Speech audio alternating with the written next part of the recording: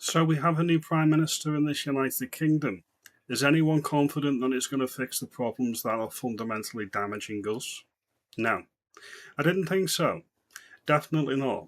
He is a Blairite, he is a Brownite through and through, and if you look at the restructuring of the cabinet, it's going to be more of the same. The only thing that we can say about Andy Burnham is he can deliver a speech without sounding like a mandroid, and he doesn't need a lectern. There were two fundamental issues that I want to bring to your attention today. One is health. We've got a new health secretary, Yvette Cooper, Mrs. Balt, and we've got the Ginger Growler back. She's back on the prowl, stabbed Keir in the back, and now she's back after avoiding stamp duty as housing minister. Both of these midwits are not going to fix anything. I've got two clips now, and it should focus the mind of any patriot in Britain. Took a call from an 85-year-old woman with a suspected broken arm. Describe to me what happened. I went to come down the stairs and I went down the loft from top to bottom. The computer system call handlers use is called NHS Pathways. At first, it recommends she gets herself to hospital. So someone else would need to drive you, and you would need to take any I've not got a car and I can't get there. Okay. I need an ambulance. I'm sorry, but I'm 85. What do you expect me to be able to do? So this is a call centre dealing with an emergency call, by the sounds of it. 85-year-old pensioner, arse over tit, down the stairs, suspected broken arm and possibly shoulder, and the computer literally says no. She's going to have to make her own way to the hospital. Do you have confidence that Yvette Cooper is going to stop this type of thing from happening? This is by far not an isolated incident. This is happening all over this United Kingdom, from the tippy top of Shetland all the way down to Cornwall. This is a root and stem reform and restoration that is needed, and Labour haven't got the stomach or the mandate or the intellect to solve any of these issues. This is devastating. This is horrifying. I'm absolutely outraged. And this is not an outlier. This is happening every single day, hundreds of times, thousands of times, millions of times. It could be your mother, your grandmother, your great-grandmother, and this is how they're treated. Call handlers aren't medically trained, and I can't overrule the computer's instructions. So I have to refer her to a clinician who'll decide if she qualifies for an ambulance. Get somebody here! I need a clinician to call you back to be able to assess the problem, because we need to make sure that we're getting exactly the right help for you. Of course, if you're a dinghy diver from France, an illegal migrant, you're put up in a hotel, and in all of these welcome centres in the hotels, they have free NHS. So your granny will probably die when she falls down the stairs because the dispatchers won't even send an ambulance, but the dinghy divers get free healthcare. How isn't this any way fair to the great British taxpayer? This isn't about demonising migrants. This is about prioritisation of my tax-paying money. That's all it is. An ambulance is the right help to get me to hospital, to get an x-ray, so that if it's broken they need to put it in plastered, won't they? I mean, you don't have to be a clinician to work that one out, surely. Because you've got the coldness in your arm, and as well as the injury. Yes, but it still boils down to the same thing, doesn't it? It needs attention, quickly. Yeah, a clinician will call you back as soon as one is available. How bad does it have to be before you do it? How bad does it have to be? She's in her 80s. She's got no way to get to hospital. And she's in immense pain, and she's probably broken her arm, maybe her shoulder. Do you think Andy Burnham and Yvette Cooper are going to fix this problem? It requires root and stem rethinking on how we triage our most vulnerable in the NHS. Has anyone tried to get an appointment with the NHS?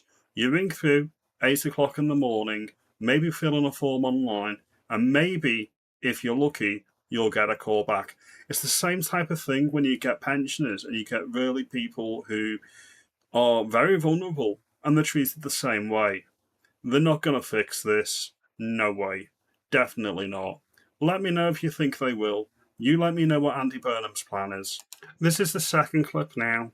Let's see what he has to say. And you let me know if you think the Queen of the North, the Red Queen, Raina, is going to fix this problem. From Hastings, what's your view on this? Oh, hi Storm, hi Alexis. I couldn't really keep quiet anymore. So basically, I'm a 40-year-old man. I've worked since I was 15 for 25 years. I've always paid my tax, my national insurance. I was recently let go from my job.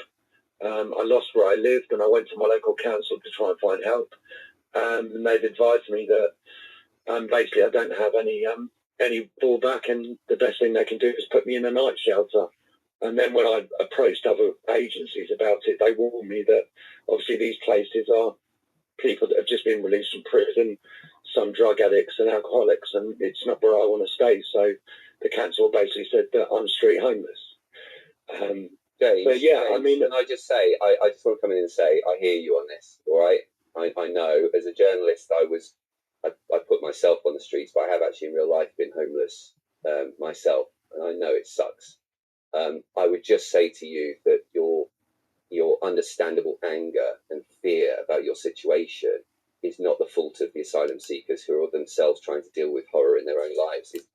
It's not their fault, but it's being enabled by our governments. They come over from France, they come over from safe countries, and for some reason they get priority over people when they fall on hard times. People born and bred in this United Kingdom, paid into the system, paid their dues. I don't know about you, but I think that this guy on the phone deserves more than a chancer from France who's come over on a boat. Now, this all changed in the 1970s. You guessed it, it was under a Labour government. They changed it. Before the 70s, council housing was viewed as an aspirational accommodation for the broader working class. The 77 Act fundamentally changed this by introducing the legal concept of priority need. It legally mandated local authorities to prioritise specific housing for vulnerable groups, i.e. dinghy divers, people with families, people with children.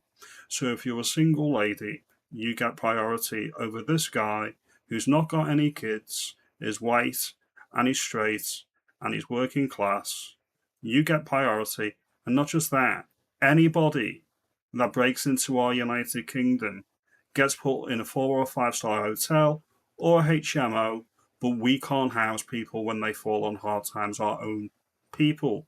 This is a disgrace. And of course it was Labour, backed by the Libs in the 70s, that pushed all this through. Has Labour ever done anything positive for the United Kingdom? This is the issue. All of it needs to go. All of it needs to go. And we'll just fast forward the clip a little bit, actually. There we go.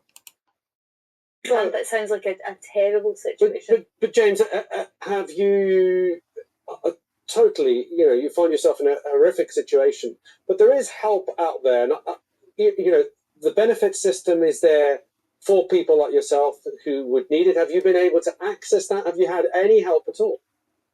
So the access that I've had so far is because of my point system.